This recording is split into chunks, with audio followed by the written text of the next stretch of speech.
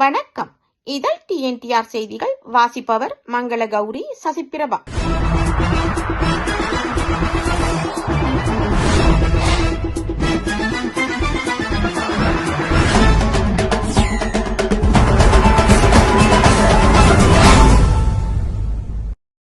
அனுராதபுரம் பிரதேசத்தில் சிறுமி ஒருவர் கொடூரமான முறையில் துஷ்பிரயோகத்திற்கு உட்படுத்தப்பட்டதாக கூறப்படும் சம்பவம் தொடர்பில் எடுக்கப்பட வேண்டிய அடுத்த கட்ட சட்ட நடவடிக்கைகள் மற்றும் பாதிக்கப்பட்ட சிறுமியின் பாதுகாப்பு குறித்து ஆராய்வதற்கு பெண் பாராளுமன்ற உறுப்பினர்கள் ஒன்றியத்தில் தீர்மானிக்கப்பட்டுள்ளது. பெண் பாராளுமன்ற உறுப்பினர்களின் ஒன்றியமும் அதன் தலைவரும் அமைச்சருமான சரோயா சாவித்திரி போல்ராஜ் தலைமையில் பாராளுமன்றத்தில் திங்கட்கிழமை கூடிய போதே இத்தீர்மானம் உத்தியோகபூர்வமாக எடுக்கப்பட்டது. இத்தீர்மானத்திற்கு அமைய ஸ்ரீலங்கா போலீஸ் சட்டமா அதிபர் திணைக்களம், தேசிய சிறுவர் அதிகார சபை, NCPA, நன்னடத்தை மற்றும் சிறுவர் பராமரிப்பு சேவைகள் திணைக்களம் உள்ளிட்ட சம்பந்தப்பட்ட அனைத்து அரச நிறுவனங்களின் பிரதானிகளுடன் இது தொடர்பில் விசேட சந்திப்பொன்றை எதிர்வரும் ஜூன் மாதம் 5ஆம் தேதி நடத்துவதற்கும் ஏற்பாடுகள் செய்யப்பட்டுள்ளன. தற்போது சமூகத்தில் பெருகும் சர்ச்சையையும் அதிர்வலைகளையும் ஏற்படுத்தியுள்ள இந்த சம்பவத்திற்கு மேலதிகமாக நாட்டில் சிறுவர் மற்றும் பெண்களுக்கு எதிரான இடம்பெற்று வருகின்ற அனைத்து வன்முறைகளையும் முழுமையாக தடுப்பதற்கு தேவையான சட்ட மற்றும் நிறுவன கட்டமைப்புகளை வலுப்படுத்துவது தொடர்பிலும் இக்கூட்டத்தில் விரிவாக கலந்துரையாடப்படவுள்ளது. அத்துடன் அனுராதபுரம் சிறுமியுடன் தொடர்புடைய சம்பவம் குறித்து எதிர்கால சட்ட நடவடிக்கைகளை தொடர்ச்சியாக கண்காணிப்பதற்கும் சிறுவர் மற்றும் பெண்களுக்கு எதிரான வன்முறைகளை ஒழிப்பதற்கும் தேவையான நிறுவன ரீதியான மற்றும் சட்ட மறுசீரமைப்புகளை கண்டறிவதற்கும் பெண் நாடாளுமன்ற உறுப்பினர்கள் ஒன்றியத்தின் கீழ் விசேட உபகுழு ஒன்றை நியமித்து அந்த ஊடக செயற்பாடுகளை முன்னெடுப்பதற்கு இங்கு தீர்மானிக்கப்பட்டது. பெண் பாராளுமன்ற உறுப்பினர்களின் கௌரவ இணை பிரதிநிதி தலைவர்களான சமன் மலி குணசிங்க மற்றும் சட்டத்தரணி சமிந்திராணி கிரி எல் ஆகியோரின் கூட்டு தலைமைத்துவத்தின் கீழ் இந்த உப செயற்குழு செயற்பட உள்ளது. பலாலி போலீசார் தாக்கல் செய்த பொய்யான வழக்கிற்கு தன்னிடம் வாக்குமூலம் பதிவு செய்யப்பட்டதாக தமிழ் தேசிய மக்கள் முன்னணியின் பொதுச் செயலாளர் செல்வராஜா கஜேந்திரன் தெரிவித்துள்ளார். தையட்டி திசவிகாரை தொடர்பான வாக்குமூலம் பலாலி போலீசாரால் பெறப்பட்ட பின்னர் கருத்து தெரிவிக்கையில் அவர் இதனை தெரிவித்தார். மேலும் தெரிவிக்கையில் கடந்த 2025ஆம் ஆண்டு டிசம்பர் மாதம் 4ஆம் தேதி தையட்டியில் அமைந்துள்ள சட்டவிரோத திசவிகாரைக்கு எதிராக இடம்பெற்ற போராட்டம் குறித்து பலாலி போலீசார் என்னிடம் வாக்குமூலம் பதிவு செய்தார்கள். அன்றைய தினம் இடம்பெற்ற போராட்டத்தை குழப்பும் வகையில் போலீசார் பல்வேறு செயற்பாடுகளை மேற்கொண்டனர். அதற்கு பிறகு மல்லாகம் நீதிமன்றத்தில் போலீசார் ஒரு பொய்யான வழக்கினை பதிவு செய்தனர். போக்குவரத்துக்கும் போலீசாரின் கடமைகளுக்கும் இடையூறு விளைவித்ததாக தெரிவித்தே இந்த வழக்கானது தாக்கல் செய்யப்பட்டது. அந்த வழக்கிற்காக நாங்கள் நீதிமன்றத்திற்கு சமூகம் அளித்த நிலையில் அது தொடர்பான வாக்குமூலத்தினை போலீஸ் நிலையத்திற்கு சென்று வழங்குமாறு நீதிமன்றம் எமக்கு அறிவுறுத்தியது. அதன் பிரகாரம் வாக்குமூலம் பதிவு செய்யப்பட்டது. நாங்கள் இந்த போராட்டங்களை ஜனநாயக முறையில் நீதிமன்ற கட்டளைகளுக்கு மதிப்பளித்து போலீசாரது அறிவுறுத்தல்களுக்கு மதிப்பளித்து நடாத்தி வருகின்ற போதிலும் அந்த போராட்டத்தை நிறுத்தி சட்டவிரோத விகாரைக்கு காணியை வழங்கிவிட வேண்டும் என்பதற்காக இனவாத போலீசாரால் எங்களுக்கு எதிராக அவ்வப்போது இவ்வாறான வழக்குகள் தாக்கல் செய்யப்படுகின்றன.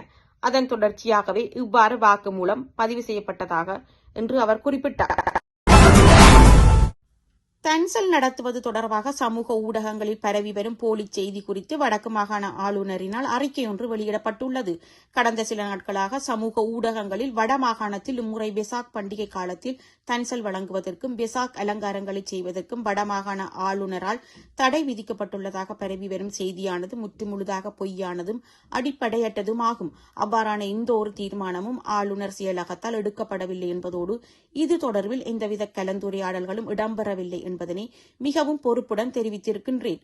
எமது சமூக ஊடகங்களுக்கிடையே நீண்ட காலமாக நிலவி வரும் இன மத நல்லிணக்கத்தை சிதைக்க மக்களிடையே குழப்பத்தை ஏற்படுத்தும் தீய நோக்குடனேயே சில தரப்பினரால் இவ்வாறான போலியான செய்திகள் திட்டமிடப்பட்டு புனையப்பட்டும் பரவப்பட்டும் வருகின்றன.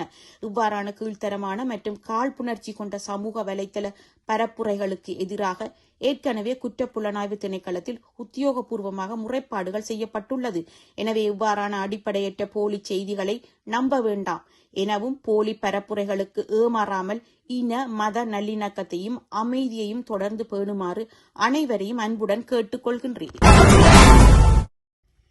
ஜேர்மனியில் காணாமல் போகும் குழந்தைகளின் எண்ணிக்கை அதிகரித்து வருவது பொதுமக்களிடையே பெரும் கவலையை ஏற்படுத்தியுள்ளது. ஜேர்மனியில் காணாமல் போகும் 13 வயதுக்கு உட்பட்ட குழந்தைகளின் எண்ணிக்கை அதிகரித்து இருப்பது கவலையை ஏற்படுத்தியுள்ளது.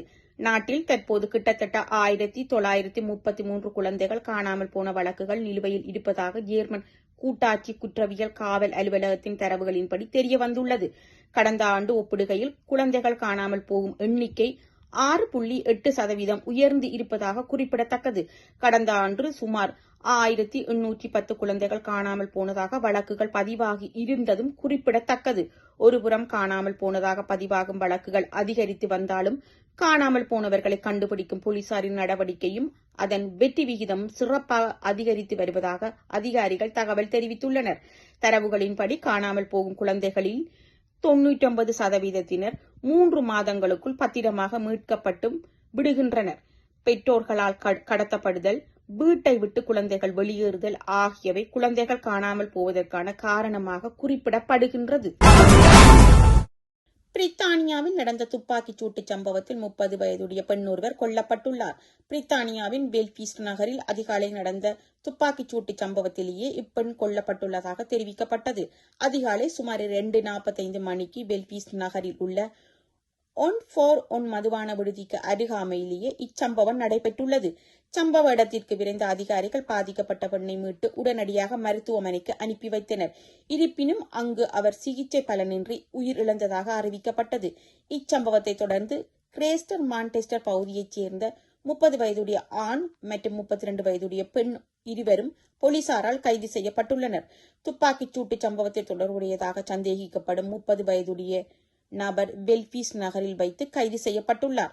துப்பாக்கிச் சூட்டு சம்பவம் தொடர்பாக விசாரணை ஆரம்ப கட்டத்தில் உள்ள நிலையில் வன்முறைக்கான காரணத்தை கண்டறிய போலீசார் தீவிர முயற்சியில் ஈடுபட்டு வருகின்றனர். அதே நேரத்தில் உயிரிழந்த பெண்ணின் குடும்பத்தினர் மற்றும் நெருங்கிய நண்பர்களுக்கு உதவி தலைமை காவல்துறை அதிகாரி காலின் மெக்பார்லேன் ஆழ்ந்த இரங்கலை தெரிவித்துள்ளார். இத்துடன் எமது காலை நேர பிரதான செய்திகள் நிறைவு பெற்றன. அடுத்து வரும் மாலை நேர பிரதான செய்திகளுடன் இணைந்திருங்கள். நன்றி, வணக்கம்.